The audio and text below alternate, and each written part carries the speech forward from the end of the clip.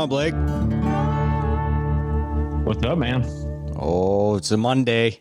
Welcome to this week's episode of the Stickbow Chronicles, brought to you by Blackwidow Bows. What do you know, man?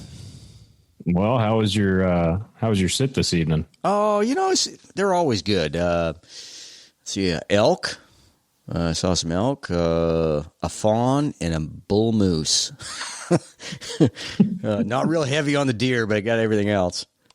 Yeah, you're checking all the boxes. Yeah. What's funny thing was I was sitting on my stand today, and I get a text message from the local game warden. He says, "You got a new pickup, huh?" Like he knows? No, like he just ran my plates. Oh, wow.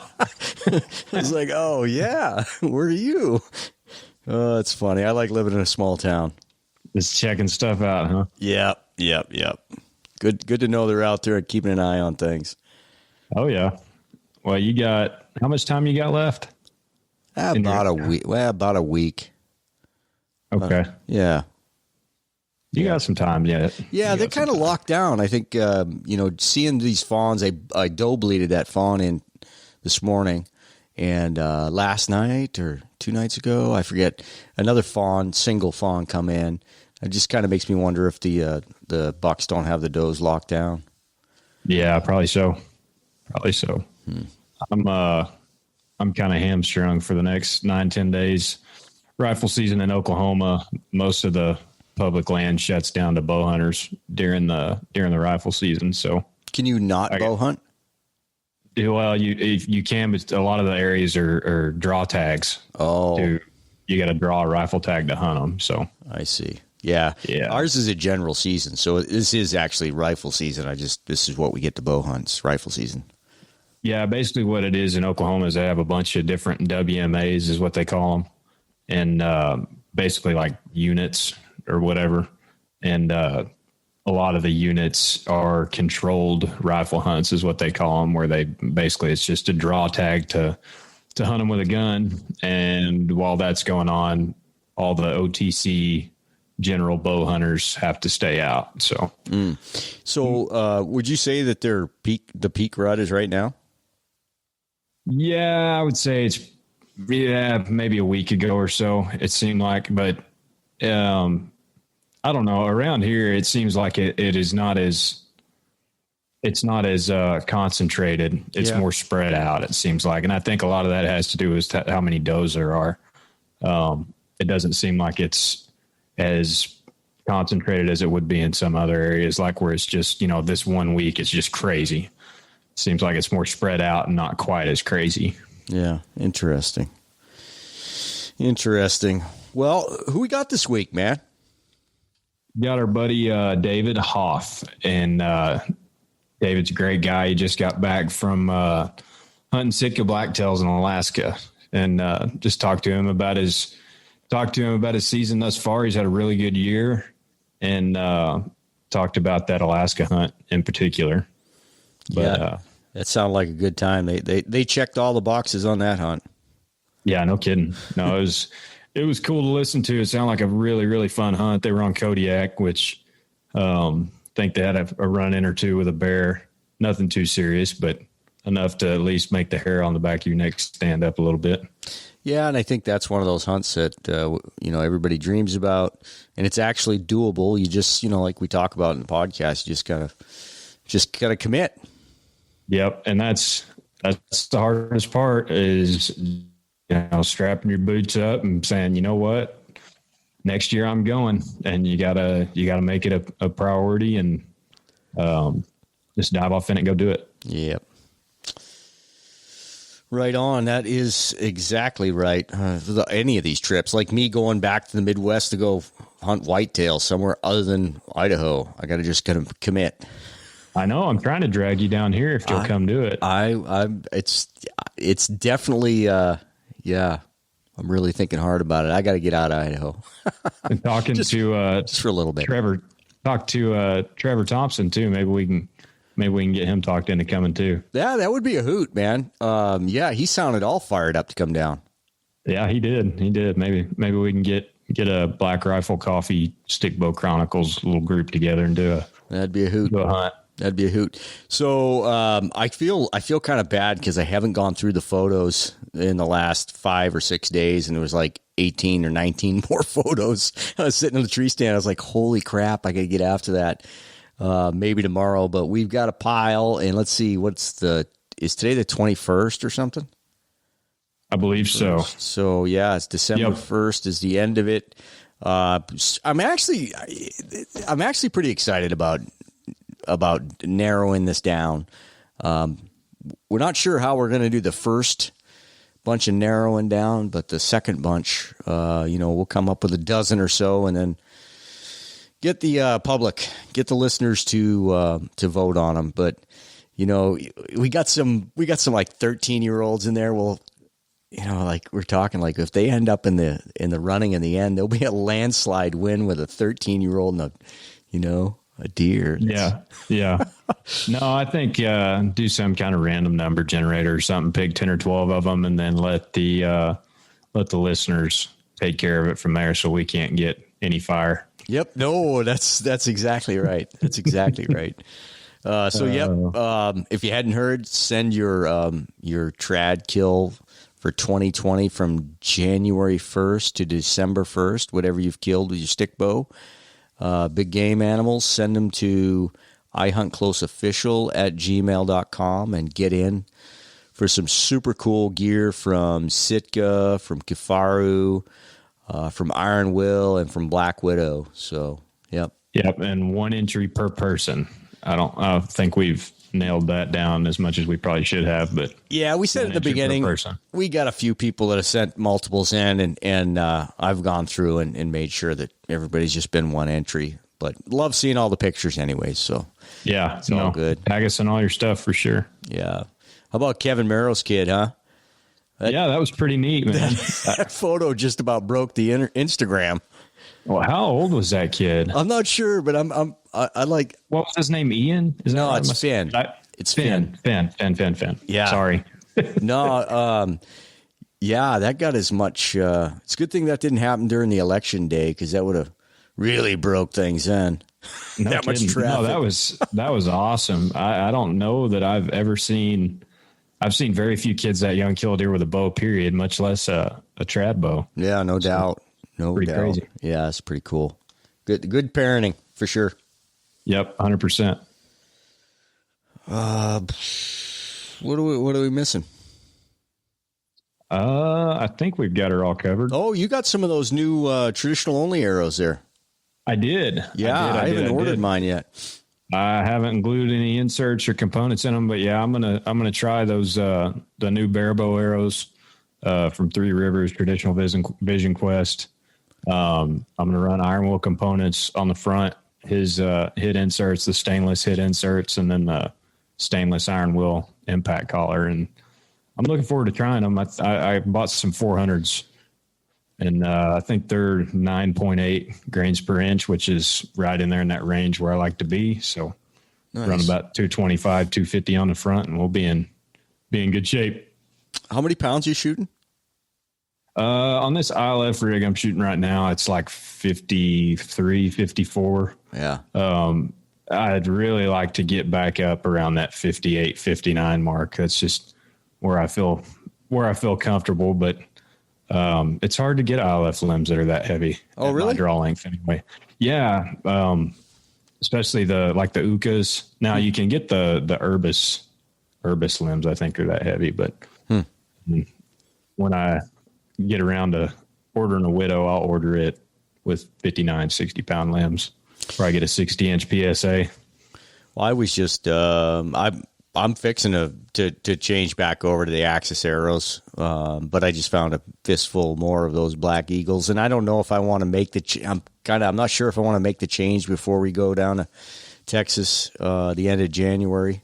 Not sure if I'll have enough time because I'm probably going to hunt into mid-December. So we'll see. Yeah, I'm just going to go ahead and change. I'm really not super thrilled with the setup I've got now, so I'm gonna play around with some stuff. And what are you shooting right now? I'm shooting a DOS 17 inch riser off a springy rest. Well, what are you shooting for arrows? Oh, arrows, the Black Eagle Deep Impacts. Oh, that's Same. what I'm shooting, and I like them. I mean, I really like them, but the durability, and it's not. I don't think it's the arrows problem. It's what I do with the arrows. Yeah, they're just not built. I don't think they're built for that kind of abuse. Yeah, I don't like the components. That's my biggest gripe is the upfront components. It seems like nobody other than Valkyrie has really come up with a good answer for components and with the Valkyrie system, the only downside to that is if you want to shoot the Valkyrie system, you've got to shoot their heads. Gotcha. It's not just like a standard. You can't go buy field tips from the store or whatever. You got to get the field tips from them with those center pins. So just kind of a pain in the butt. You know, you remember the day when you used to glue an aluminum insert into a aluminum arrow and you just frickin' screwed something on there and shot? Yeah, I really miss those days too.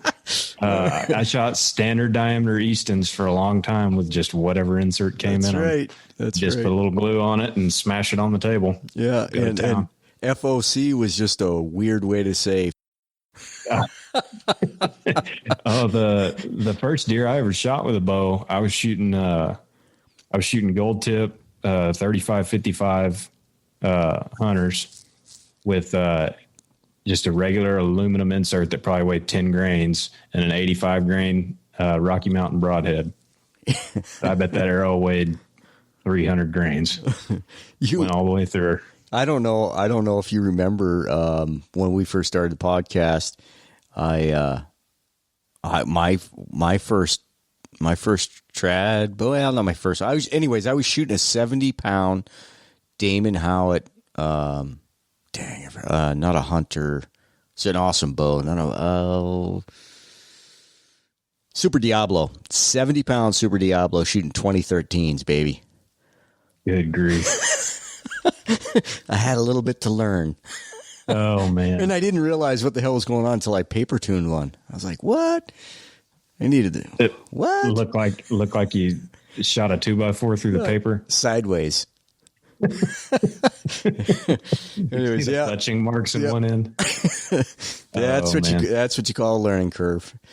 Good stuff. We didn't know what tuning was for a long time. We just whenever I was a kid, even shooting compounds, we all resighted our bows in for broadheads come hunting season because none of our field tips hit the same as our broadheads. So we just come hunting season. We're like, man, I really wish we could shoot field tips and broadheads and hit the same spot. And like none of us ever thought anything different. We just sighted into our broadheads and went hunting. That's right.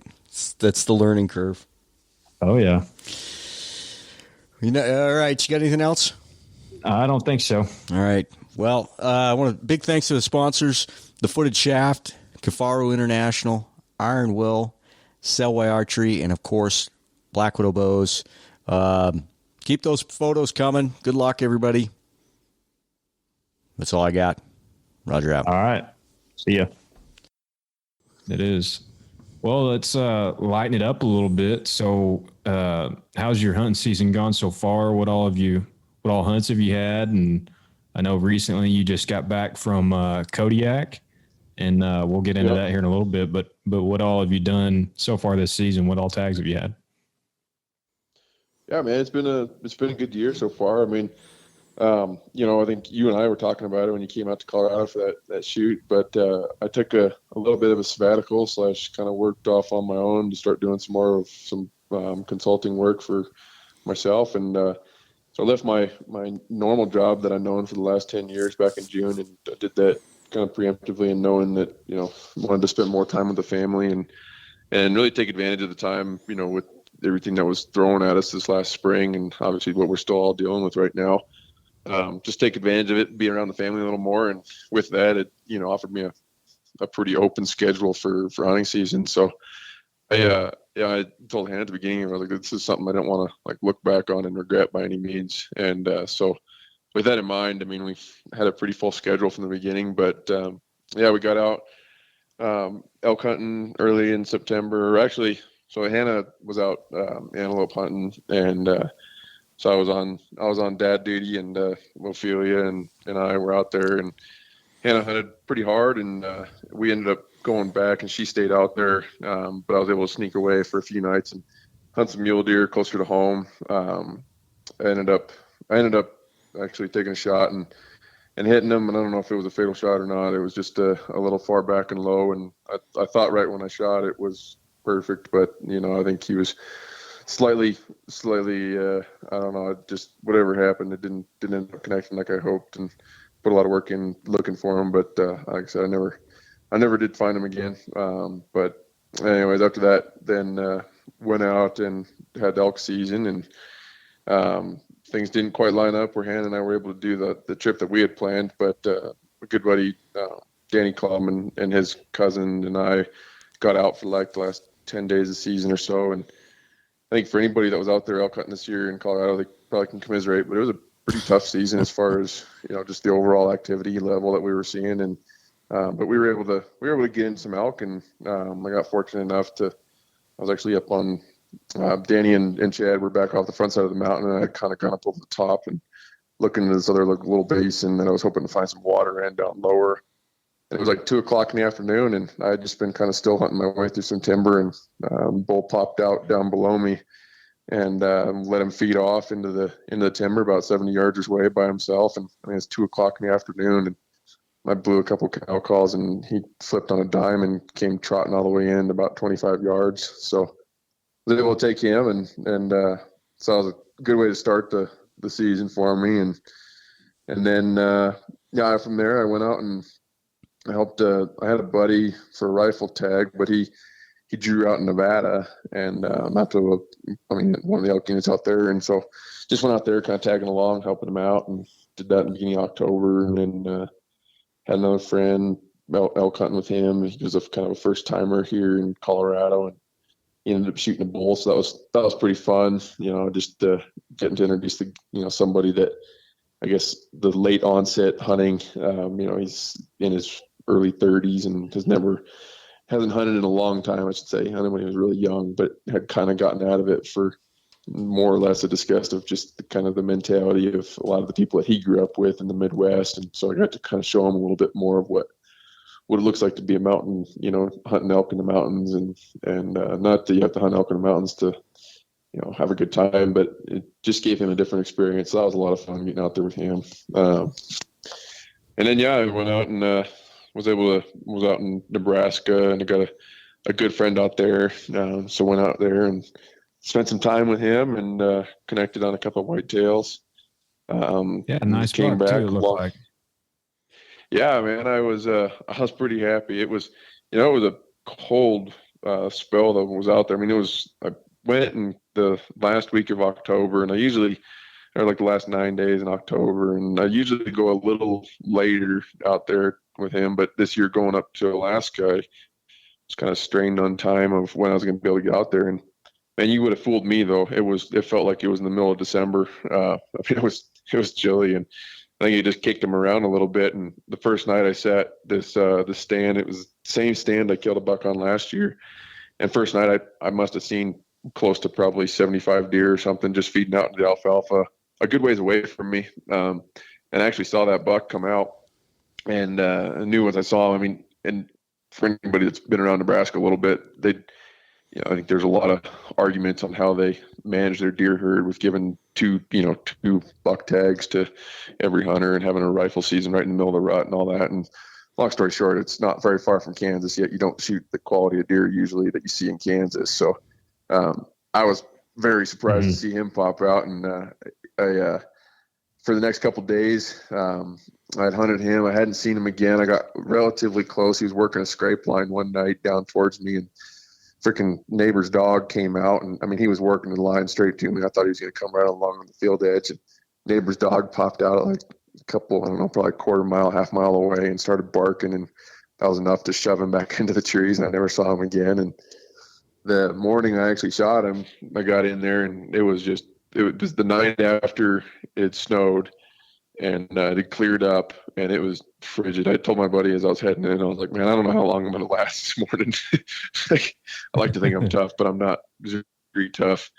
And So I was actually a little late getting into the stand because it was a bit of a drive down there, and the roads were nice and snowy and icy, and so it was probably like 5 minutes after shooting light, and I slipped in and tried to get into the stand as quiet as I could, but I had to cross a pretty open cornfield for about 150 yards or so to get in there, and bumped a doe out of there, and kind of was already chalking a loss, and got over into the stand, tried to stay as quiet as I could, pulled my bow up, and just about as soon as I got my pack back off and my bow hung up, I looked off, and right out in front of me, that buck had come out of the bend and started working straight to me. And he came around and offered me a good shot. And so, yeah, it was over pretty quick. But I literally didn't be in the stand that morning for more than about 10 minutes. So it worked out. It was pretty good. When you were crossing that cornfield, was it standing corn?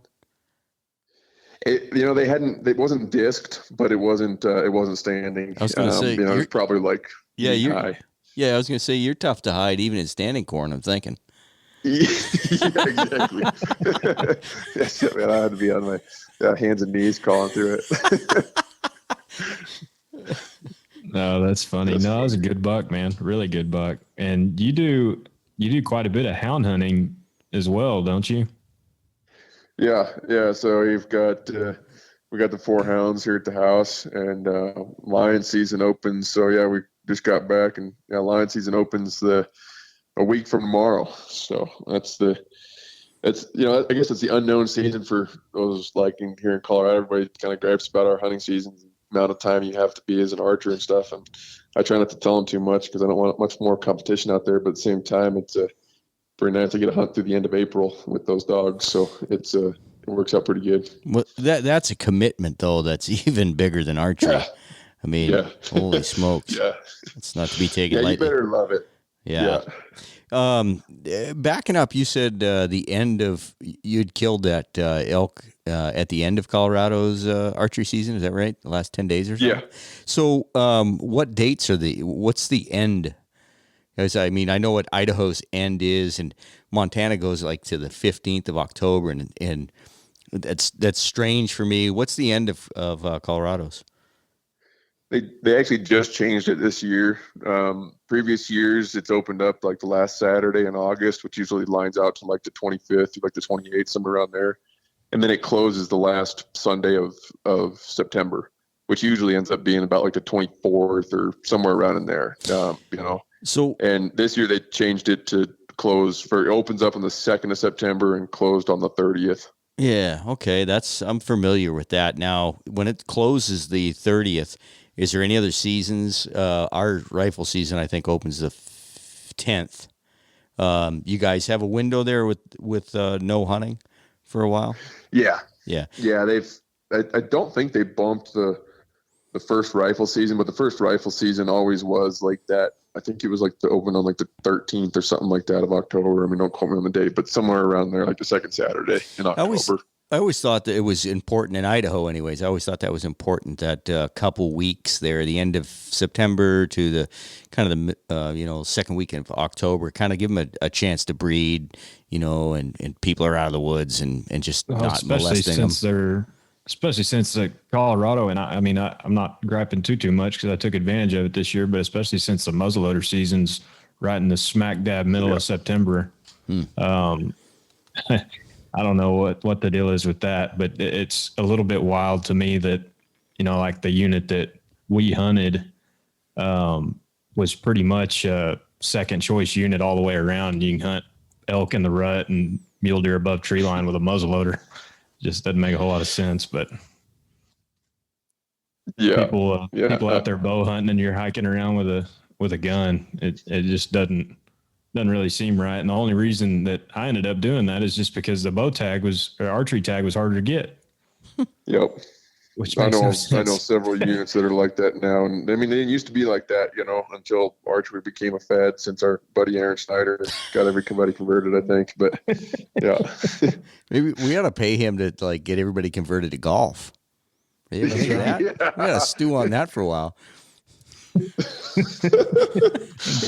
a set of TaylorMades and tell him to start playing golf. Yeah, he'll drain the woods faster than a flush toilet.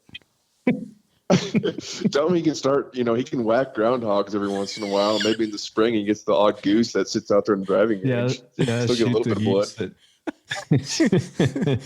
Oh, that's too funny. Oh, I don't want to jump ahead too much, but you mentioned hounds. What's your feelings? Well, I don't know what your feelings are, but are you prepared for to run into those big canines with your dogs? It's going to be I'm interested to see how it all falls out in the end. I mean, obviously right now, for anybody unaware, obviously 114 was the introduction of wolves in Colorado, and it passed by a slight majority. And so what that proposition did is it basically prompted the CPW to put together a management plan that put wolves on the ground by 2023. And so I got a little bit of time to understand and comprehend it, I guess. But the long story of it is, I've got plenty of guys that I know that run dogs up in Idaho and Montana, and more times than not, I'll be talking to them and they'll be telling me about a big tom that they cut or something like that, and they didn't turn out on it because they went a quarter mile up the road and there's a set of wolf tracks. And anybody that runs dogs knows that it's kind of a dinner bell for the wolves. And that's not an exaggeration at all. I have heard multiple different stories and know several people personally that have been picking up dog collars on the back end of a lion track just because the wolves have circled around on them. So yeah, it's a little hard to understand, and comprehend exactly what the motivation would be, for the fact that we all know that, there's wolves in Colorado, they're going to be here at some point in time. Why not let it, nature take its course as it is?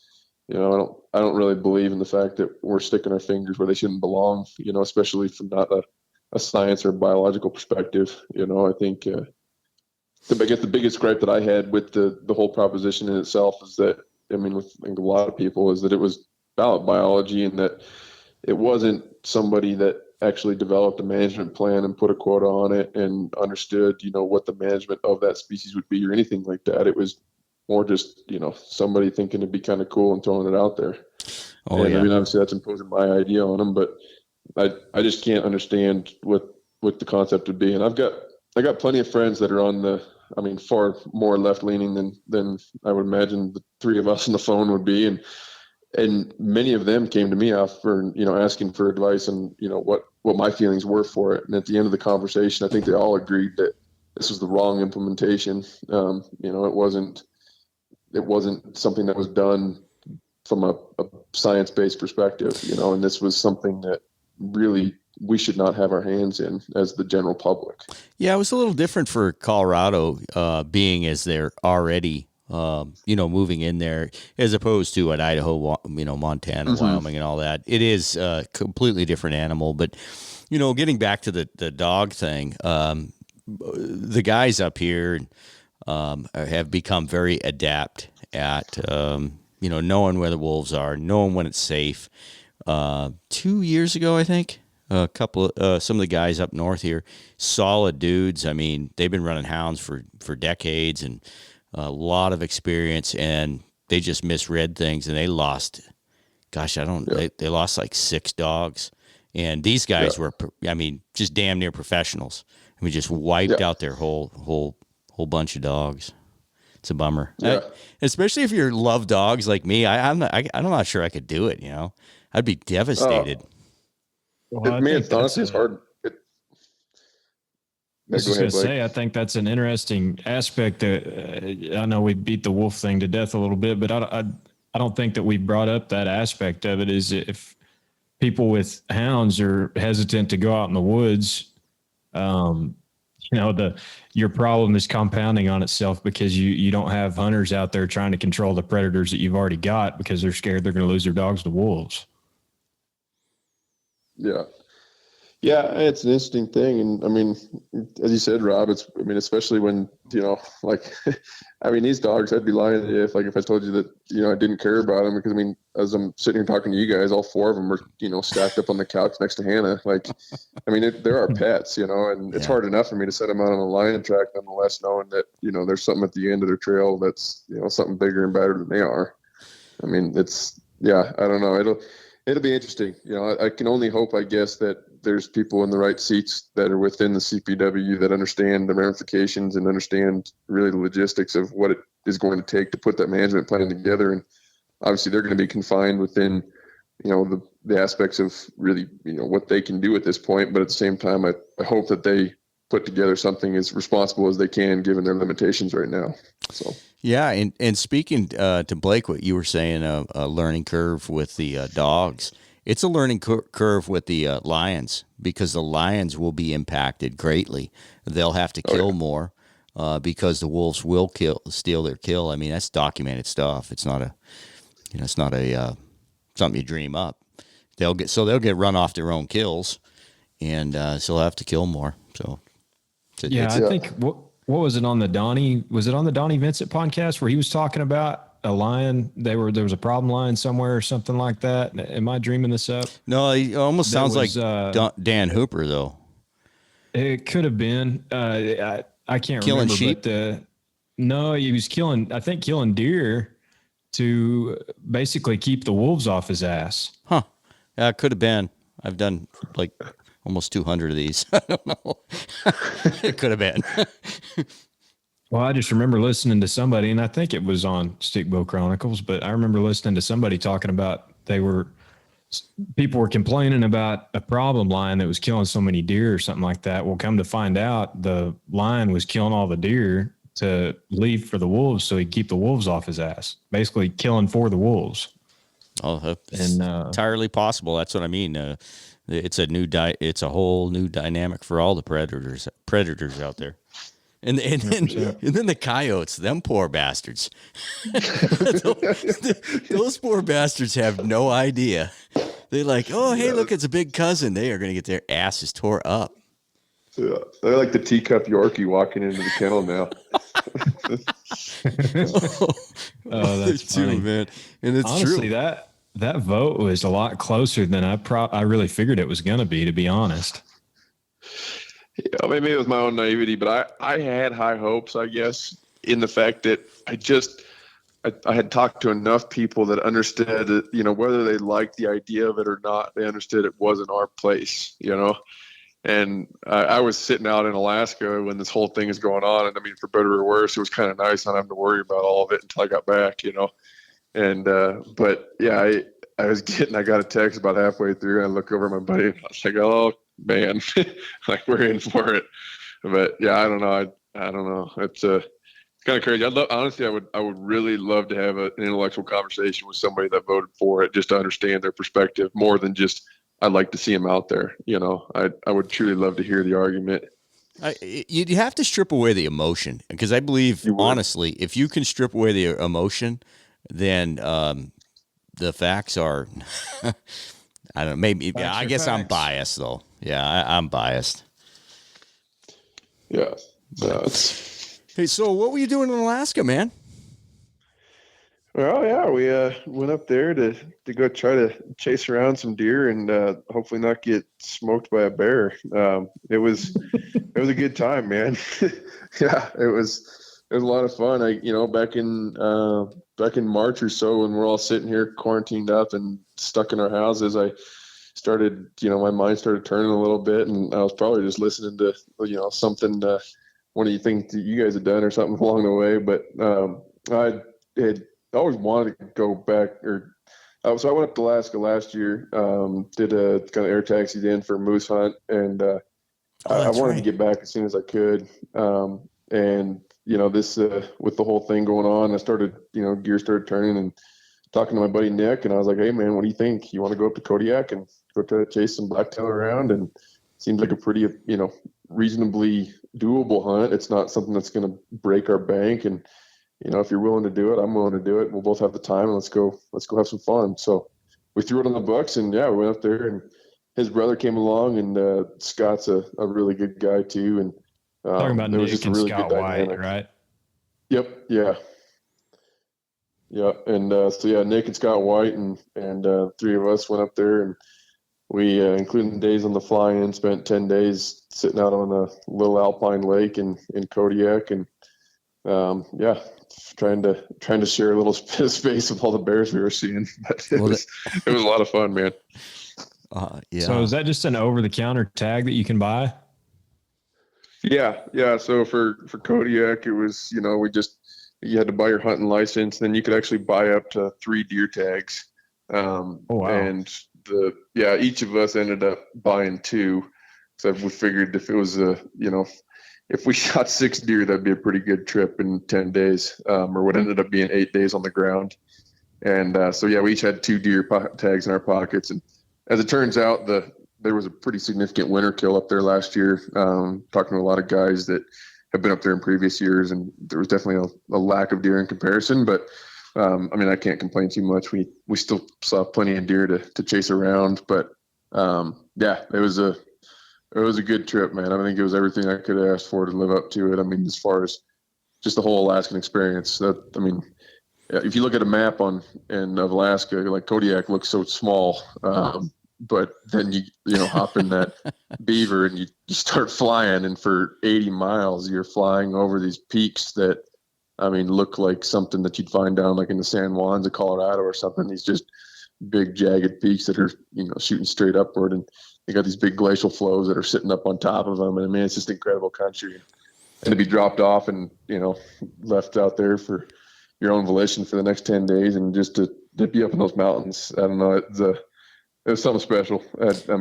Not to get too romantic about it, but it was a lot of fun. It was something really cool. So, we've had Brian, just to come to mind first is Brian and Brian Burkhart and Jim Eckhout, and I think it's Brian that mostly says, hey, just get out and do it. And, that's what you did. It's like, let's do it. And I'm guilty of not doing it. I've had the opportunity to do some cool stuff in my life, but trips like that, you just got to say, hey, let's do this next year. Or let's do this 2022, So good on you, man. Yep. Yeah. I think it's as soon as you start looking at it, even if you're talking like the more like high dollar hunts, this was not by any means like a stretch in the pocketbook by too much. And I say that like for anybody, anybody could over a period of a couple of years to figure out where not to buy a case of beer every other month and save up for it. I think that like to your point, Rob, it's more of a, I guess looking at it and thinking that there's no way you're going to be able to do it versus just, saying, okay, you know what, let's go do it. And you just get it on the schedule and you figure out a way to make it work. And I don't know. Luckily I've got a fairly understanding wife, and the only problem is that she wasn't out there with us. But it's from the perspective of, I feel like I can do this stuff now, and why not take advantage of it, And so you'll find me up in Alaska every year that I can, or doing these kind of hunts that I can. And it's just because I feel like, I don't want to wait till I'm, 60 years old and retired. And I got all the time in the world, but who knows, what that day holds, and who knows if I'm even there that day, And I think, I don't know. I just look at it like, look, I can do it right now. And I'm luckily enough to put myself in a situation where we can't afford it from not just a financial perspective, but more of a time perspective. And so let's go do it, let's go have some fun. So. Yeah, that's kind of where I'm at right now is I'm trying to get some, specifically my pickup paid off. And a lot of what you just said is kind of the same conclusion I've came to in the last couple of years is like, I might be able to afford to do it in 15 or 20 years, a little bit easier, but I may not be physically able to do it in 20 years. And, my plan as of right now is get the pickup paid off and get some things paid down where I put X amount of dollars in an account every month, even if it's, $50 or $150 or whatever it is, and just save up. And, I want to go do a couple of these trips that I've read about and dreamed about my whole life. And I don't want to look back and wish I would have done it. Blake, if you'd European mount some of them big bucks you got on the wall there instead of full mount, you'd probably save a little money there. I will say that, I got a lot of I got a lot of shoulder mounts on my wall, but there's not a single shoulder mount of anything that I've killed over like I think the last 5 years, and they're all European. So there you go. We gotta start a campaign. Yeah, European mounts. I know. Touche. That is a good point because I've got 3 deer at the taxidermist right now, so that's going to be a hefty bill. Plus, I've still got 2 tags in my pocket, so that's a scary thought. I might have 4 or 5 at the Yeah, and your pickup's the problem. Yeah. Yeah, exactly. Yeah. Just quit killing all those big deer, man. I mean, if you just shot the little ones like the rest of us, it'd be all right. That's good stuff. Oh man. So, That's a good point. So you guys fly up there. There's three of you, right? Yeah. So you fly into Kodiak. You guys just take off, start hiking, or? Yeah. So we got in there, and we flew into a little lake instead of being on the shoreline, and like into a bay. And we picked a smaller lake, and it was a little bit of a risk because there was actually a bit of a cold spell when we were in there. We were talking to our pilot as we were going in, and he's like, I know that this area has been hunting well, and the spot that I had picked, just based on, I guess that was kind of the other thing, is like, I mean, you're really legitimately flying blind, for lack of a better term, as you're going in there, because I mean, obviously I've never been to Kodiak before, and so I'm literally looking at a topo map and trying to do my best to pick a spot. And luckily enough, we had a good pilot that, was able to talk to us as we're en route and stuff. And we ended up dropping down to a small lake, and he was saying, hey, just a heads up, like obviously we got to be in communication, because if this lake freezes over, you guys are gonna have to haul your camp, down to this other output where I can come get you guys. And so, but it put us a little bit higher, like a little bit above the rest of the brush line. So we camped around like 6, or I guess it was probably closer to about 500 feet. But that lower 500 feet is just choked out with,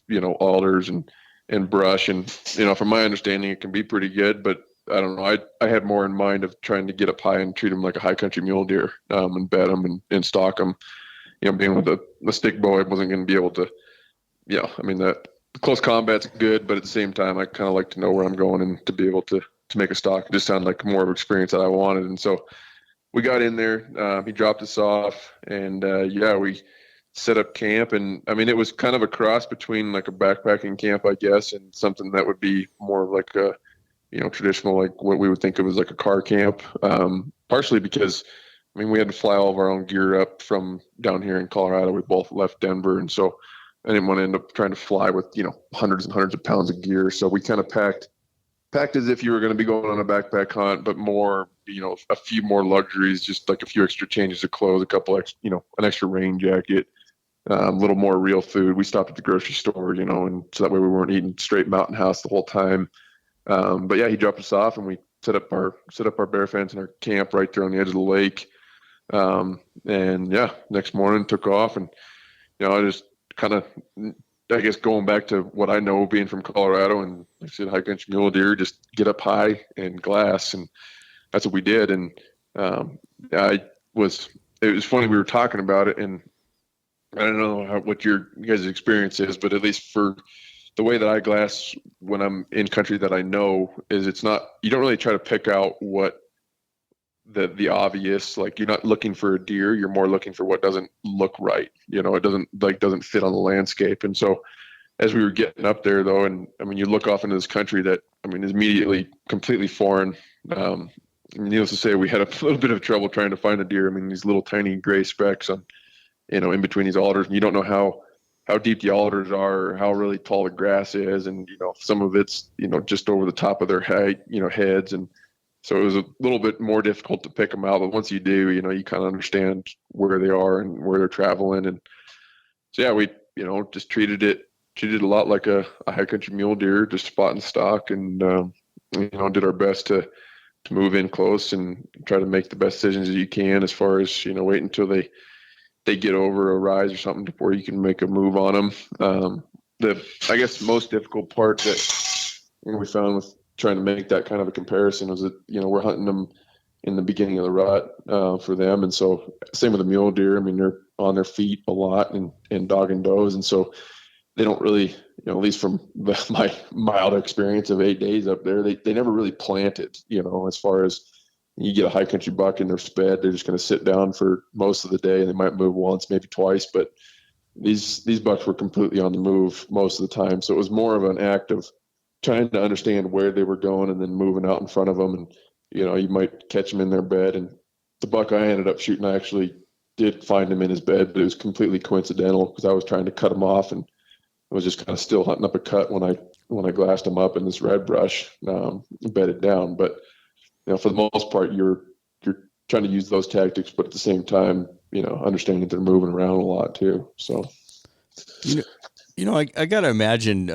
you guys go up there, you're not really sure what you're getting into as far as finding the game and learning what they're doing. That's what's so cool about when I've gone and hunted hogs, right? And places that I've never been before. And it's that learning, the excitement of trying to figure it out. I mean, that's really what's fun about it when you go to someplace different, That's why I couldn't agree with you more. With Colorado, it's just it's something new, and David, like you talking about glassing foreign country and not knowing what to look for or how to look for it. So were you looking for the feeder when you were in Colorado? Up there around 10,000 feet. I'm sitting over here pointing at my head. Because I mean, it's true though, because you're in such a foreign atmosphere that you don't have a good depth perception on how far something is away, how tall the vegetation is. So you might be thinking a deer is, X size on the side of that hillside. And then you actually find one, you're like, holy crap, that's way smaller. So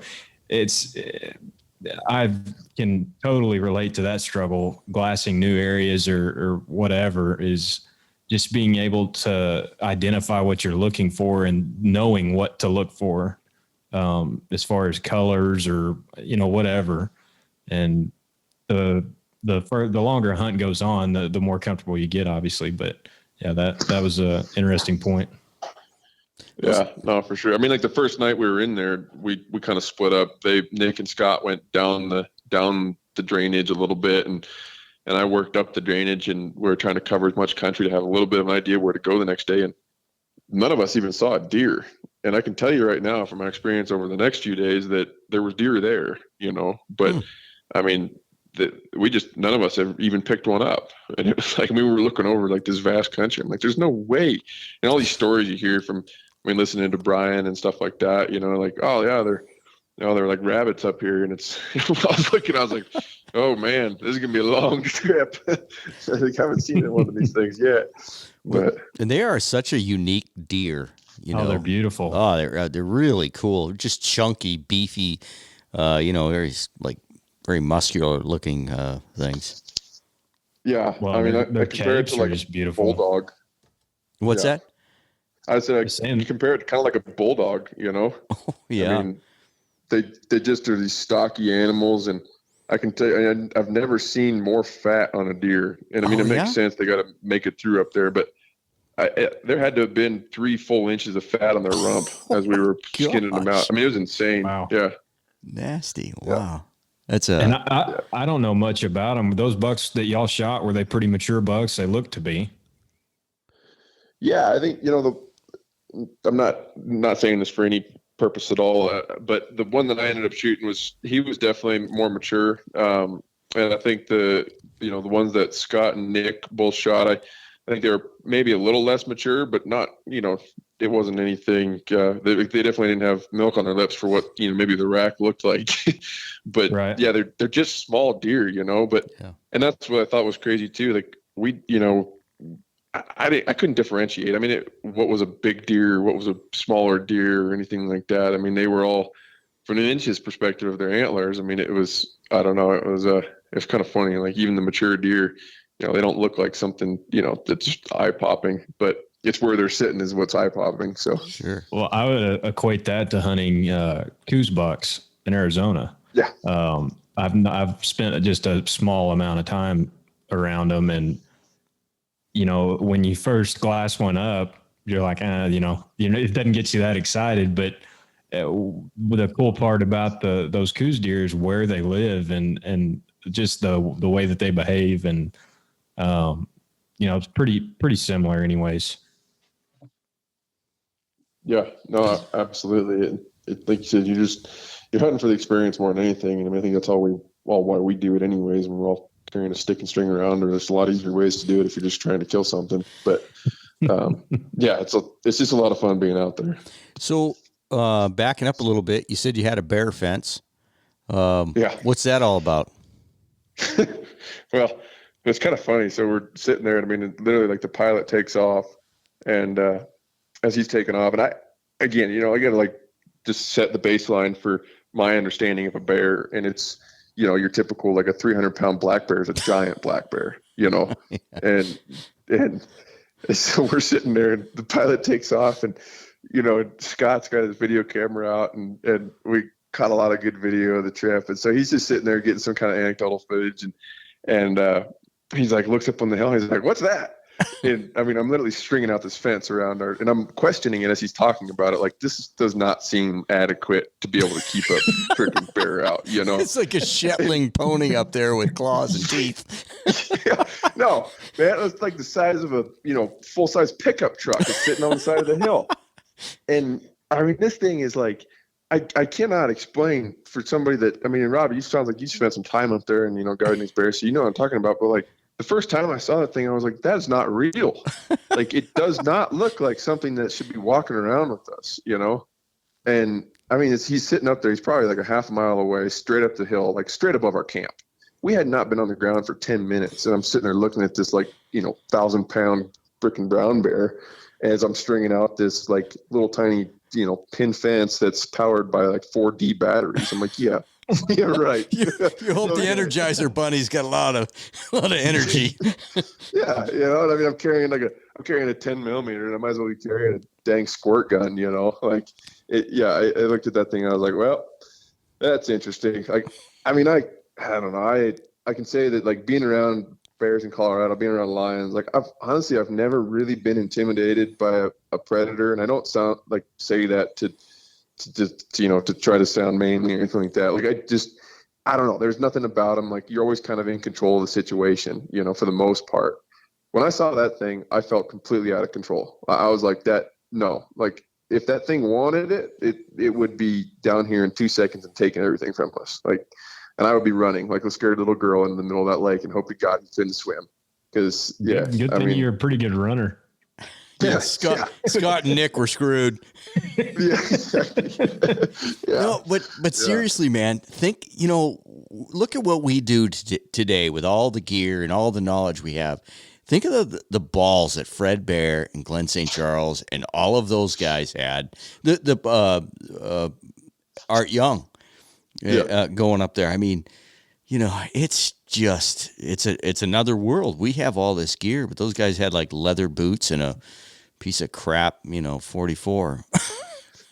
Oh man, I try not to think about it too much because I don't want to like self-deprecate too much. But yeah, I mean, seriously, I can't imagine what those guys were going through, and I mean, just what we do, we think it's cool, and then all of a sudden you see, and you hear stories and you read his field notes and stuff. I mean, it's pretty incredible what those guys did, and I don't know, it brings a new perspective, especially after you've been up there and doing it, and you see how difficult it is now, and you think about that now, 30 years ago. It's pretty insane. Sometimes I wonder if through the years we haven't put more pressure on ourselves or built up the story more. Those guys just went into it pretty naive. I guess maybe that's the key is they went into it, just like, oh yeah. So the truth lies somewhere in the middle. Yeah. Yeah. And there's probably something to that too, as far as, what we think they did versus what they actually did, and the way that we read their stories versus actually how it played out. Yeah. I think we just have a completely different perspective of an understanding of what it could be because of all this other, stuff that we can bring along. But for them, like you said, I mean, it was just hey, we're going to go hunting for a month, and like, I mean, so just for example, like I'm talking to our pilot as we're flying out and we started talking. He had been flying since the 70s up there on Kodiak. And so I got to kind of pick his brain a little bit about, hey, what did this look like? And I asked him about like September 11th. I was like, what was that like for you guys? And did you guys have any guys that were pretty upset when you came in 8 days later when you were finally able to fly again? And I mean, he was telling stories about like when they would, obviously before sat phones and DeLoreans and all this kind of stuff, they had no communication to the field. And so one of the ways they do it, he's like, if you filled out all your tags early, we'd tell them to go make an X next to the shoreline if they're on the beach or, on the lake's edge with a bunch of driftwood. And if we see the X's we're flying over, we'll land if the wind's right and the weather's right, and, come pick you up and, take you out early. And, if we're not there, then just kind of hang out. And they gave them if you're on a 10-day hunt, they gave them like a 5-day window on the backside, and it was that's just the way it was. It wasn't like tough, or it wasn't, something crazy, or these guys weren't feeling stranded. It was that's just the way that it was, so. Yeah. Did your fence ever get tested? Luckily, no. Going back to like the first day, obviously you're taking so far back, but even then the second morning we're out there and Nick and Scott were moving up the bottom of this drainage, and the game trails are insane when you can tell which ones are like a bear trail, and they look like a small sidewalk that is just completely flat in the middle of it. And they, just by happenstance, offer a pretty good path to get through the alders and the grasses and everything. And so, we tend to walk on those. And so Nick and Scott are making the stalk up this drainage to get closer to these deer that we saw feed off in the morning. And I'm staying back up on this kind of saddle, and I shot that buck the day before. And so, yeah, I'm sitting up there and I'm watching, and I'm glassing. I'm just kind of enjoying the morning. And I look up and I can see something booking it through this saddle, and it's coming directly down the drainage. And so I pull up my glass really quick and quickly realize it's not a deer, and it's a bear. And this bear is coming on a direct line. And granted, he's probably 3/4 of a mile away from Nick and Scott at this point, but you can tell he's on the bear trail that they're on. I mean, they're down in the bottom with this thing. And I don't know, probably about 5 minutes before that, I had heard a shot over in the next drainage over where there was another lake. And so I can only imagine that he probably got close to some other guys, or just like there was another camp over there and he got scared from the shot because the guy shot a deer or something like that. But this bear was on a mission, and he was coming down at full rate of speed, and he's coming down the drainage, and I'm starting to watch. I'm like, man, he's getting awfully he's definitely going to come into contact with these guys if they don't move. And I'm hoping, I don't have any way to get in touch with them. And so I'm hoping, I'm like, okay, just, come on, guys, look up, look up. And finally you can see, and I think it was Scott grabs Nick by the shoulder and shakes him a little bit. And you see him running up the hillside to get at least out of the pathway of the bear. And they're completely straight downwind of this bear. So he has no idea that they're there. And they get up on the hillside, probably about 100 yards. And I'm watching through my binoculars, and the bear runs straight by him. And it wasn't until he got by him by about 100 yards or so that he stops, and he stands up on his hind legs, and you can see him smelling the air, around him. And he's trying to get their wind, you can tell. And he hits the ground and just grabs another gear and heading in the opposite direction of them. So, I guess that was the right response that I was hoping to see, and it gave me a little bit of peace of mind. But he keeps coming down the drainage. And at this point, I'm like 300 yards off of the bottom of the drainage and feeling pretty comfortable where I'm sitting. And still, it's a pretty cool experience to be watching one of these bears. And I haven't really clicked that, it's of any kind of a threat or anything like that. And he takes a left turn, and I don't know if it was because he smelled their tracks in the bottom or what it was, but he takes a left turn as if I had a piece of meat sitting on top of my head, and just comes straight up the mountain, straight to me. And I'm like, you got to be kidding me. It's you got all this ground, and you literally picked the trail that I'm sitting on. And so I still didn't want to try to. That thing's feeling like a pinball, though. He's like, I can't get away from these people. So yeah, exactly. Exactly from his perspective, thinking about this afterwards, I'm like, man, that bear. There's no way he's within 15 miles of this drainage right now after this all went down, But yeah, so he comes up, and I let him get to 70 yards, and finally I was like, okay, I'm not willing to just let him try to come by me, at a close 20 yards. So I stand up and wave my arms and yell, and sure enough, he stands up on his hind legs, and he flips a Yui and starts heading straight back down the drainage. And he takes the path that goes right by our camp, And so there was a piece of our mind that was like, well, man, I hope he didn't, get into the tangled up in the fence or something like that. But we were walking back. We had about 4 inches of snow on the ground that morning, and you could see he got to about 20 yards from our camp, and he got, there was all these tracks that were just running in circles, and then all of a sudden he takes a left turn up the side of the mountain. So once we saw that, I don't know, it wasn't necessarily a level of comfort, but at least it was an understanding that these bears do not like us. Yeah. They don't want to come near you. It's going to be a situation where you catch them off guard. That's going to be dangerous. It's not a matter of like these killer bears that are out there to get you. So yeah, and it's the same thing when people talk about. They ask me about coming to Idaho. We have grizzlies up here in northern Idaho, and it's like they're not here to eat you. They really don't want to be around you. But until you're out there, you get a little bit of a comfort level, and you start to relax a little bit.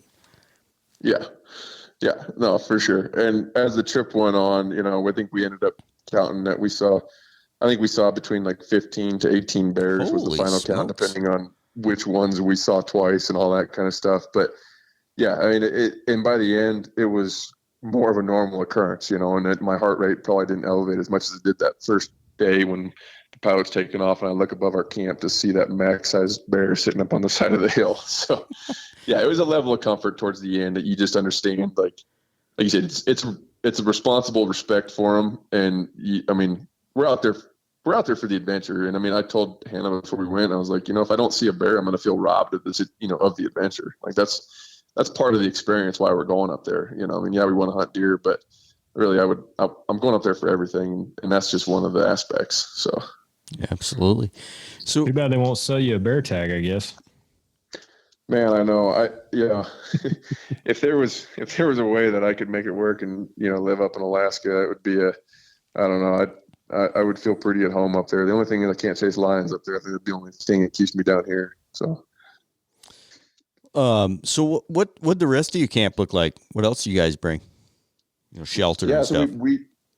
So I actually got a hold of Aaron the week before I headed out. And, Aaron who? Mr. Snyder. Oh, Mr. Snyder. That's how he's known on this podcast. Mr. Snyder. And he lent me one of his Hillenbergs, and it was I think they call it a 4-man, but I was the only guy in it. And it's a bomb-proof shelter, and it had a really big vestibule out front, and it definitely would have been. Honestly, I wouldn't have even made it a 2-man unless the other man was my wife, but it was pretty tight, but it was good space for me. And that thing was completely bomb proof. We went through some pretty hellacious winds and it was not, I didn't ever get nervous that it was going to get ripped out of the ground. So, no, that was in good shape. And I guess out of naivety, we brought, Nick and Scott brought their sawtooth up there with a wood burning stove. And I don't know if you guys have heard, but I hear it's kind of hard to start a fire on Kodiak. And so, Brian says they won't start a fire because that is a way to pull in the bears. Well, there you go. Yeah. Maybe that's why we stopped 15 to 18 bears. Yeah. So, yeah, we I think the best fire we got was a little bit of dry grass that lasted about 5 minutes just to try to get some sense of, hospitality when we're sitting in there at night. But yeah, honestly though, that sawtooth, I kind of laughed at Nick and Scott when they set it up, and because it was we were in a range that went straight north and south, and without really thinking about it, the only flat spot was really going east and west, and so that sawtooth is it basically was perpendicular to what would end up being the majority of the wind direction. And the first night I woke up in the middle of the night just to hear that tent just flapping. It was just getting tore up, but they hung in there. It did not get ripped by the wind. And, even after it snowed on us and rained on us. And we had one day where we got stuck in the tent from the day we were in the second we woke up all the way through the rest of the day. And, they stuck it out and they were in pretty good shape. And it was big enough that the three of us, that was the nice part about having that sawtooth, is it was big enough the three of us could, go hang out over in there. Cause it's getting dark at 5:30 in the afternoon. So there was quite a bit of time to sit around and DS and just kind of hang out. So, well, you guys had enough moisture on there, having a short, floorless shelter That kind of had, unless it was set up right, that'd be kind of ugly. Yeah, they got pretty lucky. I mean, that was we kind of knew what we were.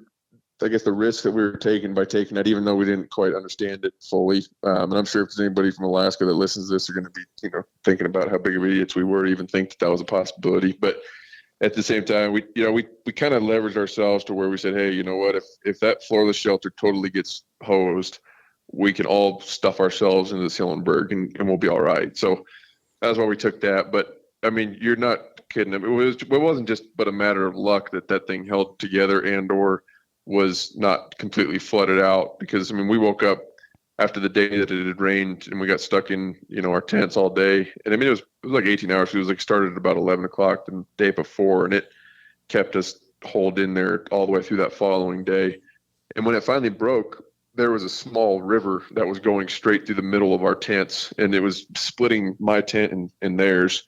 And yeah, had they been 2 more feet over to the left, I think that small river would have been going down in the neck of their sleeping bags. So were they on the ground? They were on the ground then?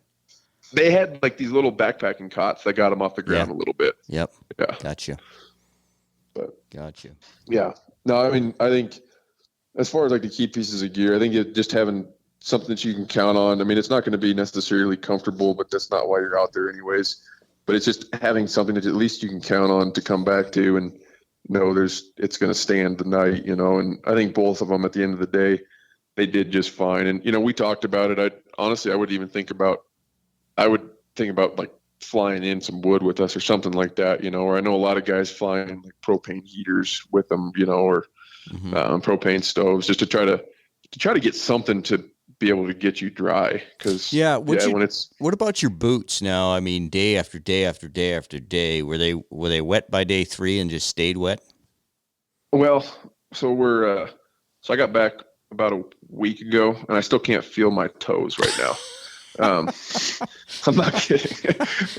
So I may not be the best person to ask, but it was the first 3 days was like very cold and it snowed, and while my feet got a little chilly, and I've got, I guess the disclaimer is my feet I ski raced all the way through my kind of younger years, and so I've got some pretty poor circulation in my feet to begin with, and so I've always fought it, but they were a little chilly to begin with in the first part of the week, but my feet were dry, and I was in a pair of Scarpas with they've done really well in the past, and even the first day of real rain that we had, they stayed dry. But then that night, the ground was so saturated that just them being in my vestibule, I woke up the next morning and went to put my feet in, and it felt like I was sticking them into the pond. Oh, man, that had to be devastating. Yeah. So that was like, I mean, at that point, I'm like, these didn't even get wet when I was walking around, like there's no way they're getting dry. So yeah, I just set up kind of a system where I had a couple extra pairs of socks, and I rotated to where I wanted to always have like one pair of dry socks. So as painful as it sounds, I'd stick my wet socks on the outside of my tent, and then in the mornings I'd just stick my wet socks back on, because I knew that my boots were so saturated that it wasn't going to be worth trying to get another pair of socks soaking wet, and I'd rather have them dry when I got back. And so yeah, it wasn't the most ideal situation, but Nick and Scott had they each brought rubber boots, and I brought a set of waders, because I didn't know exactly what the situation of the lake was that we were going to get dropped off on. And they ended up being able to wear their rubber boots around just like in the lower country, not necessarily way up high, although they did one day. But I think that was definitely, that made for at least dry feet half the time for them. But who knows? I mean, at least I guess I could say also that we did get a little bit lucky in, I guess, the schedule of the weather, and that it was very cold and then got wet, and it wasn't very wet and then got cold. Sure. We at least, I mean, it was even in the middle of the day. I mean, when it was raining, it was like high 30s, but at least it wasn't freezing. Even at night, it's kind of a temperate climate to where it was getting down to like, I think, for the most part, it was getting down in the low 30s where it wasn't a hard freeze. So I think it would have been a much different scenario if, like, the first night we were there, I had a 2.5 gallon jug of water and it froze solid that night. So had that been the case after we had gotten soaking wet, I think it would have made for a little more uncomfort, but it wasn't too bad the way that it ended up. So, which Scarpas are you using? I've used them for a few years, a couple different models. Man, I couldn't tell you the exact model. They came out of Snyder's Gear Closet, the local outdoor store here. But yeah, are they a lower cut? Know. Are they a lower cut, lighter shoe? No, they're like a stiff mountaineering boot that sits like above a the Wrangle. ankle. Like a Charmaz or whatever it is. So I've got the Charmeuse, the orange ones. And I liked those, but they were a little bit wider in the foot than I liked. I liked something that was a little bit skinnier. I had the La Sportiva de Trongo cubes, and I've got the insulated versions for cat hunting in the wintertime that I really like. And these ones are, I don't know the exact model of these. They're like I said, they're skinnier forefoot than those Charmeuse. They fit my foot a little bit better, but they're not an insulated boot. They're just like a synthetic on the outside. So I used a couple of them and I like them. I can't remember any of the names. They were all lighter ones for really good September shoes. But then I thought I got a heavier mountaineering one and they I hated them. Frickin' just tore me up. I hated them. Yeah. I usually do pretty good with those, like more of a mountaineering boot, but I don't know. I'm not sure quite what the terrain aspect was that made my feet hurt so dang bad this trip, but we were doing a lot of side hilling. And I mean, again, you know, from being up there, Rob, but like those mountains that's a different level of steep than I'm typically used to, even around here in Colorado. I mean, they don't flatten out at all. Like they just go straight up at like a 45-degree angle from the bottom of the valleys. And I don't know if that was it or what, but I mean, we got out and I made a comparison. Like I haven't finished I do a lot of running in the off season, and I haven't finished like a run or like a race where my feet have been this sore. Really? And, yeah. I mean, they feel like the forefoots are just like bruised, and I'm not kidding. Like they still feel like as if I have like a rubber band tied around my like ball of my foot where my toes are just like tingly, like they haven't come back yet. You know, so I don't know what's going on, but I'm sure you're in tune with your feet as much running and stuff as you do. But this last trip that I did into the Frank Church, I was crippled the whole trip, and I was in my normal Scarper boots. But when I came back and I went to the foot guy, and I have custom orthotics made, but they were just wore out. And once I got my new set, it was like that's all it was. You know, it's like my standard boots, they were good, but it was like 5 years on those insoles, and they're just wore out. Yeah, and I think that's got to be something to it too, because these boots I've had them now for 3 or 4 seasons, and I had they're the original insoles that I had in them, and they're not a custom orthotic, but they're an orthotic that I've liked over the past, and I haven't changed them, and I think I would just guess that that's got to be something to do with it. Like you said, they're just a little bit wore out at the end of the day. But so, go ahead, Blake. You got something? I was just going to say, if you were going to change anything as far as your footwear or anything like that, what would it have been? Just if somebody's listening in that might be thinking about going to Kodiak, what would you change, if anything? Have a means of getting something dry, because we never got bit too bad by it, and that we all, I don't know, we're all willing to put up with a little bit of discomfort at the end of the day, but it would have been something different to have had, like, either the wood burning stove to where we could have actually had some fuel for it, or like talking to a lot of the guys that were up there as we were flying out, like they run like a propane stove with an actual stove pipe on it. To be able to suck some of that moisture out of your tent, at night. I think then that offers you a lot of flexibility in what you're taking at that point. If you can get dry at night, it just makes things a lot different. It's not that you can't do it otherwise, because at the end of the day, anybody can kind of grunt through 8 to 10 days, but you don't really want to be grunting through it either. You're in a spectacular place, like.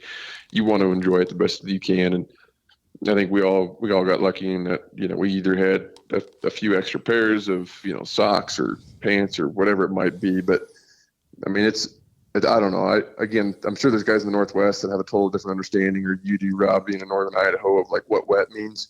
But being from Colorado, like, you think about like these seasonal weather patterns, and I've never seen a storm other than being in Alaska last year for moose that socked in for, 2 days straight, and it doesn't let up, and it's just something different that you just have to be prepared for. And I don't think there's a way to, like, there is no rain gear out there that I'm aware of that, is technical rain gear. I mean, I'm sure there's like the rubber stuff, but that would keep you completely dry during that. It just doesn't happen. I mean, you throw a 60-mile-an-hour wind and that kind of rain, it just doesn't happen. So what did you have for rain gear?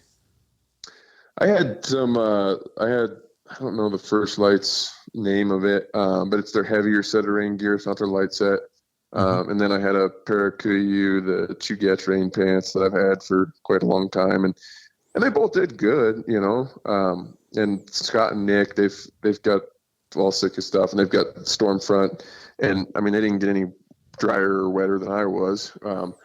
But I mean, it just, again, you stay relatively dry, but even that stuff saturates, and it's just a matter of, like, I never knew that there was like degrees of wetness too. I guess that'd be another thing. Like, you can be kind of like moist and be okay, and then you're drenched, and that's not good, Yeah, So, talking to John Barklow a couple of times, it's something that I knew, but when he put it into words, it made sense. There's the pressure of the water. So like in North Idaho, it's the brush constantly pushing against the fabric. Yeah, no, I would totally agree with that, because there could be days like where it was just kind of spit and rain all day, and I'd stay 100% dry. And I mean, granted, we were not the first ones to raise our hands to go out into some of these storms that we got caught in. But I mean, as you're working your way back, you might have only been in it for 15 minutes before you get back, towards the 10 as you saw it coming in. But just because of the wind that was coming around. And I mean, there was one day where we came through the saddle, and all three of us quite literally got knocked off of our feet by the wind as we came through it. Yeah. Nice. Damn. Yeah. So it's like, that, I think, to your point, like, that's that kind of pressure that's forcing that rain through your jacket. I mean, it's not something that's like they're necessarily designed to. At least I wouldn't think so, depending on their results. But not if they breathe. You know what I mean? Not if the fabric breathes. But yeah, I've got a Kodiak, or would you say it was a Kodiak? Kodiak. What's the name of that? Yeah, Chugach. Yeah, Chugach. I had one of those jackets for a long time, and it worked well. But yeah, Northern Idaho, it's just a matter of time, just pushing through that waist-high brush, waist-high at best, sometimes shoulder-high. And it's just constantly pushing on that, and yeah, you're going to get wet. I'll tell you what worked pretty dang well, though, and it is, I've got a slick bag and like a synthetic bag, and it's and then that combined with, I've got like the Lost Park parka and their puffy pants too. And at night when we get back, as uncomfortable as it was, or is just not like the most ideal thing, I'd throw those. Like if I was soaking wet on my bottoms or something like that, I'd take my rain pants off, and I'd throw like those puffy pants over the top of my pants, and like I'd keep my whatever wet outer layer was on besides my rain jacket, and throw that jacket over the top. And if I was still cold, I'd throw it, get myself that sleeping bag. And within like an hour and a half, I was like dry. I mean, You're just kidding being me. able, oh no, like, I mean, So being able to just use your body heat. Say that again. What was the layering thing there? Just like having, so like underneath the rain gear, I'd either have like a set of long johns or like a set of long johns and a pair of pants. And on the top, same thing. You have like 1 to 2 base layers underneath my rain jacket. And ultimately throughout the day, they usually weren't like soaking wet. They would be like but definitely very moist, and I'd take off my rain jacket, I'd take off my rain pants, and I'd throw on those puffies, and then just just making sure that I was staying warm myself. And as long as I was warm and creating enough body heat, it was able to move that moisture out through those base layers up through that puffy jacket, and then just would expel outward. And within a matter of like a couple hours, I was usually pretty dang dry. I've used the Lost Park parka pants and jacket the same way. Just you can basically wear your clothes dry with those things. Cause I can't do it in my bag. I use a down quilt, which has a lot of upsides and a lot of downsides. I have a really hard time sleeping on my back. So quilt just works way better for me. But, I use the Lost Park Parka jacket and pants to basically wear my clothes dry, and it works extremely well. Yeah. I mean, that was the only way that at least all of us, I mean, we all kind of were using the same method, but that was the only way that I saw us getting dry without like an external heat source. Like you couldn't like you definitely couldn't hang anything dry. Like that wouldn't work when you're dealing with, 70% humidity. It just doesn't happen. Like I said, my boots actually got wetter from not being on me than they were when I was wearing them around. So tell us about killing your buck. Yeah, it was. We got lucky. I mean, it was the first day we were out there, and we got down into this bottom, and we're just kind of glassing down a little bit lower and then across the basin, and picked up a couple like does and fawns down lower, and then saw a buck up a little bit higher, but he was about a mile out, and so we hadn't made a move or anything. And we look over to our left, and there was a group. There was 2 bucks and a couple does, and they were pushing them up the hill, probably about like 500, 600 yards off to our side.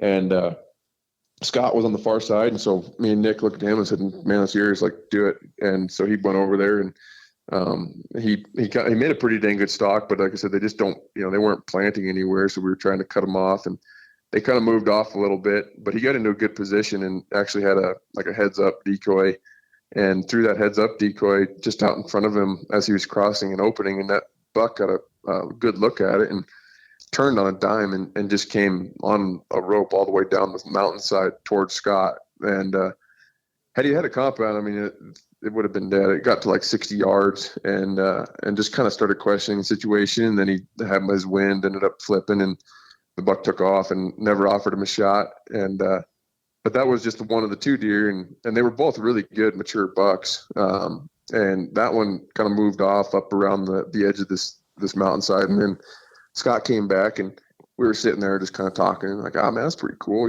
First day we're out here really chasing anything. And, I got pretty close, and first being able to see how they reacted to a decoy. And I was like, that's pretty promising to be able to see that. And as we're sitting there talking, I look up, and the other buck that was with him, he was just underneath this rise, and the doe was just going skyline up over the top. And I was like, well, I mean, at this point, he's probably about half a mile to a mile away. And so I was like, well, I mean, we've got a good cover to get around. Like, might as well just, I'm just going to get over there and just kind of get in the play zone. And that way, if something like an opportunity does come about, I'm not sitting, 20 minutes away from him. I can actually make a move. And so I got around and was kind of keeping tabs on him. And he had slowly moved off, and I didn't know exactly when he had moved off as I was moving underneath, because there was multiple times where I lost sight of him and I was coming through, but I happened to look up and he had moved off, and I was like, well, I mean, I kind of knew his general direction, and there was a good cut in the hillside, and he's about like 3/4 of the way up the mountain, and it benched out pretty good, to where I figured that if he was sitting on that bench, I wouldn't be able to see him from the bottom. And so kind of taking advantage of that, I dropped down into a cut, and I had good wind that was pushing across the mountain. And so I dropped down into the cut that would put me up to the edge of the bench, and what I assumed to be within, about 40, 50 yards or so from the edge of that ridge where he had disappeared up over the top of. And so I started working my way up, and as I get closer to that bench, I started slowing down, and I was picking up my binos and just looking around, trying to get eyes on either him or the doe that he was with. And I got eyes on the doe, and she was off to my right about 70, 80 yards. And she'd kind of, I wouldn't say she had picked me off, but she definitely knew something was there. I was down in a little bit of the brush, but I think she just saw some movement and was pinned down on me. And so I was just sitting there waiting for her to turn her head. And she finally turns her head and starts moving over. And she was like, well, I mean, she was out in front of him, and so I know that he's got to be somewhere. Like, I didn't bust him on the way up here, like he's still in the area. And so I just kept moving real slow, and I got up over, and I crested the top of that bench, and I was sitting there and looking around, and I was trying to pick apart the hillside off to my right where that doe was. And as I swung back around, I looked, and I was like, man, that sure looks a little bit out of place. And as I pulled out my binocular, and he was bedded 60 yards from me, just right on the edge of that bench. And I mean, it was a little bit lucky, and I guess a little bit coincidence that he bedded where he did, and I came up where I did, because I mean, he should have seen me, but he was looking off like straight over at that doe, and I was coming up below him. And so he hadn't seen me, and the wind was ripping pretty good where I had really good cover noise. And so I kind of dropped back over onto the cut and moved up a little bit, and I popped back up. And I think at that point I ranged him, and he was somewhere right around like 50 yards, I think, at that point. And that was beyond what I was going to try to take a shot. And I had one of those ultimate predator decoys that mounts to the front of your bow. And I didn't really know what to think about it. And I was like, yeah, we'll give it a shot, especially after seeing the way that deer reacted to Scott the first time. So I was like, it's a first day. Like, I'm assuming that we're going to see more deer. I might as well just give it a shot, see what happens. So I had that decoy on the front of my bow, and I stood up out of that cut, and he still didn't see me. And I was like, because he just had just enough red brush in between me and him to where he couldn't quite get an eye on me. And it's like, if he stands up, I think he's going to pause long enough with this decoy there that he's going to like at least look at it. And hopefully he doesn't go any further. And if anything, he comes closer, as that one did for Scott. And so I started to just kind of, really just still hunt my way in without really any cover between him and I, just besides the wind and a little bit of brush that was breaking us up.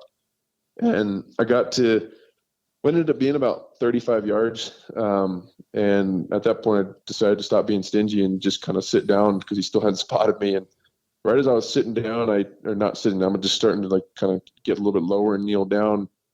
I don't know if I must have popped a stick, or he just heard something or saw something out of the side of his eye finally that caught his eye. But he popped up out of his bed, and I had ranged him before, and so I knew exactly where he was, and I knew he was within the range that I was willing to shoot. And so I drew back and I went to shoot, and my string caught the side of my jacket, and I watched the arrow kind of like woggle and barely make it to the bottom of his feet. Oh. And so yeah, I was a little bit disheartened, but I guess the one thing to clarify is, like, I think these deer, they could trust their noses, but if you seem to be that, like, if you got inside their like realm of their comfort zone without them knowing that you're there, and then all of a sudden you like have a decoy there, they were very, very curious. Like, they did not, I think they were just so surprised, like, how in the heck did you get here without me knowing that you were here?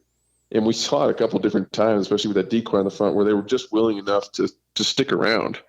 And so I shoot at his feet, base of his feet. He jumps, and then he jumps like 5 yards out. And I didn't get another range on him, but I was like, man, he's got to be there. So I knock another arrow, and I'm like, okay. And so I get to hit my anchor.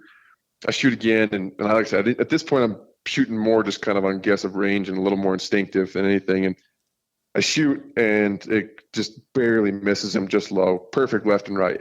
And so he jumps again. And so I reload. And at this point, I'm like, okay, well, he popped out a little bit further, and I was low, so I'm just going to keep pulling it up a little bit. So I adjust my aim point, and I shoot again, and almost the exact same spot. I was like, you gotta be kidding me. So at this point, this deer is like, he's very keyed up to what's going on, but he still just doesn't understand what's happening, because the wind's perfectly in my face. He's got this decoy that's on the front of his bow. I don't know what is going through his head, but he stands out there again. I pull back and I shoot. And again, I've been making the same adjustment that I'm thinking. And I don't know if you guys have watched Sal's video, but I think it was on his first one. And he talks about this buck that he shot that, he basically ended up shooting like 5 arrows at it or something. And you could almost draw a straight line up the arrows because he keeps having to adjust his elevation as he's going. And that's what I was thinking about as I'm doing this. I'm like, yeah, okay, well, like, just keep pulling up. So I pull up, and now this is I've got a 5 arrow quiver, and this is number 5. And I'm doing a little bit of math in my head, like, all right, well, it's day 1. I brought at least 2 dozen arrows. Like, we gotta be good. So I draw back and I point on. I shoot split finger, but I got a pretty heavy setup, and so my point on ends up being about like about right around like 52 yards, 53 yards. And I put my point right on the base of his brisket and let her rip. And man, it just absolutely 12 ringed him. And he came flying off the top of the hill, and he actually ran about 5-10 yards from me. And I mean, there was blood already coming out of him. And so I knew the ending was pretty imminent. But yeah, every shot was, I mean, it had been one of those scenarios where I think had I been missing left or right, or I was really shook, and it would have been totally different. But just every single one, it just felt, they all felt good, and they were all like perfect left and right. It just kind of was, the yardage was off. And so I just kept working it up, and yeah, finally ended up guessing right, I guess. And I'm sure there's people who hate on me for that, but I mean, at the end of the day, he's dead. So it worked out. But. Walk him in and fire for effect. Yeah, exactly. Yeah. So okay, it's artillery is what we call that. Yeah. Did you find all your arrows? I did, man. So that was the funny part. And I mean, I'm hoping that we actually get to put something together, because Nick and Scott, they've got a pretty hand at videography, and they brought a couple cameras along, and so we got all this on video and stuff too. And they're like 400 yards away with the video cameras, and they can't see me, but they can see the deer jumping. And so if you listen to the video, he's like, oh, did he hit him? Oh, I don't think he hit him. Oh, I think he shot again. Nope, he didn't hit him. No. Oh, yeah, he definitely got him on that one. That's good. Oh, that's funny. Yeah. So Nick and Scott are on the push video team. And I was actually going to ask you if they filmed it and if it would be on the push YouTube page. Yeah, I don't know where it's going to end up, but we did get the whole thing on film, including that bear that was running at him. And yeah, we got all the some aspect of each one of the shots on film. We never got like a perfect one where it was the deer and the guy on film, but yeah, we had it all. So I think it'll be pretty good all put together, but. Well, that's that cool. Should be awesome. So, what is your setup? So I'm shooting a Wangard Ibex 64-inch, and it's 62 pounds at 31. And I've got shooting a day 6 arrow that's cut down a few inches, a 300 spine with 300 grains up front, so it's like 675 grains ish arrow. So, wow. What's your draw length? You're probably pumping them out of there pretty good anyway. Yeah, I'm right at 31 inches. Yeah. So, yeah, it makes for a pretty good setup, man. I was shooting those 3-blade cutthroats that from Rocky Mountain, and I mean that's what I shot that buck in Nebraska with too, and hit some pretty heavy bone when I shot him, and it completely shattered the bone, and that broadhead didn't even roll an edge. It was definitely very impressed, and on this buck, it was definitely nothing crazy about what it had to pass through. It was just, center of mass right through the lungs, but I mean, it held together just good. And it punched through him without any problems. So what kind of penetration do the other 4 get in the Kodiak mud? Yeah. There's a pretty good ground layer in there about a couple inches in, and hit a few rocks. Well, luckily it wasn't the next day, but the day after that's the one that we got rained in. So I was joking with those guys. I'm like, man, every single knife in my butcher kit and all my broadheads are razor sharp. Again. I just sat there. No, yeah, exactly. Yeah. I was smart enough. I think I brought like a dozen broadheads. I knew what this trip was getting into. At least I hoped. So, yeah. Oh, that's good stuff. Well, that sounds like an awesome time, man. Yeah, it was something, man. Honestly, like if anybody has the inkling to do something like that, I just couldn't encourage them more to do it, because I don't know. There's something different about going out and experiencing it. It doesn't have to be to Alaska or something like that where you're getting flown in. I mean, it could easily just be out to your neighboring state, or, Blake, like you were saying, to go up to Colorado, even from being from Texas. And I'm sure the first time that you came up here, it was something different, and it just gave you that sense of wonderment to look out and, see something that you haven't seen before. So it was just really cool, man. Everything from the day that, the second that we stepped on that float plane and flying over the mountains of Kodiak and to landing, and everything from the weather as good and as bad as it was, and the bears and deer, and it just, everything fit. And I don't know. It was one of those trips where we got towards the end, and the only reason any of us wanted to come home was because we've all got little girls that we wanted to come back to, but had it not been for that, I don't think any of us would have wanted to leave. I mean, it was a really, really cool experience. So That's good stuff. And quick question: how'd you get your meat back? brought on the plane. So yeah, we had went to the Best Western there in Kodiak, and they've got a walk-in freezer, and I had it all boned out when the plane picked us up, and I had it in my game bags and threw it on the plane, and then got to the harbor, and there was some fish, like, I don't know if those wax covered fish boxes, if you've seen that before, but that was the same thing I did with my moose last year. And I put 500 pounds of moose meat in there. So getting, 50 pounds of blacktail wasn't too bad, and threw it just into that wax box and threw it in the walk-in freezer. And we flew out the next morning at 7:30 and just walked in and paid for the extra bag to check it as luggage, and then just picked it up in Denver, and it was still nice and cold. And I just got done butchering it today. So good deal. That's awesome, man. I want to get with you and kind of pick your brain on some stuff since you've done a couple of these trips. And, but like you said a minute ago, it doesn't have to be an Alaska trip for someone to really go out on a limb and experience something awesome and new. It may be a 10-hour drive or 6-hour drive. Just get your feet wet and go out and do it, and you'll be glad you did.